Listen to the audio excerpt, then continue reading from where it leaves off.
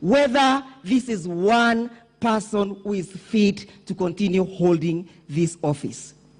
It shall be presented before you, Mr. Speaker, sir, overwhelming evidence of how a governor has plundered the resources of this country, the resources of the Wanjiko, the resources of the hustler nation that is always spoken about. Everybody must be called to the account. Be you in the hustlers nation, be you in the dynasty nation, everybody must be called to account. That is what the County Assembly of Nairobi is moving to do to you this morning. Mr. Speaker, sir, it shall surprise you how a governor, out of the frolic of his own, has moved to square out and to compete with extravagancy of Maria Antoinette. We are actually having a possession of the French Revolution. The French Revolution was triggered by the extravagancy of the Queen. The extravagancy of the Queen caused the reign of King Louis XVI.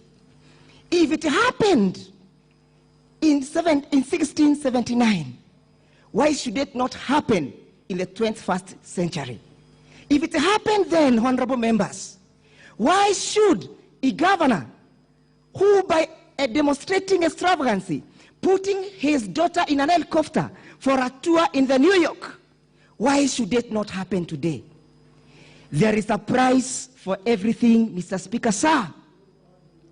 And the price for accountability, the price for transparency, demands that the governor vacates office. Mr. Speaker, sir, it is not lost of this house the philosophy by Thomas Hobbes, then by the desire to grab and maintain power by all means. That is the person we have presented before you this morning. A person who is greedy, a person of greedy of public resources, should not have mercy of this house, Mr. Speaker, sir. A person who is selfish and who wants to amass wealth at the expense of the taxpayers deserves no mercy, Mr. Speaker, sir.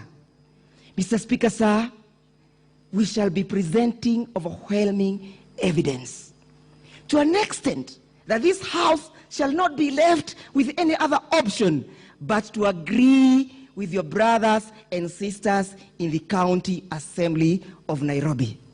Mr. Speaker, sir, the question of good governance cannot be compromised. The question of transparency cannot be debated. The question of accountability cannot be subject of debate. Once you hold a public office, you must be able to understand that you are accountable. And what is the responsibility of the County Assembly, Mr. Speaker? Mr. Speaker, the responsibility of the County Assembly is not to adduce evidence beyond reasonable doubt at any given time. It is only to substantiate the charges.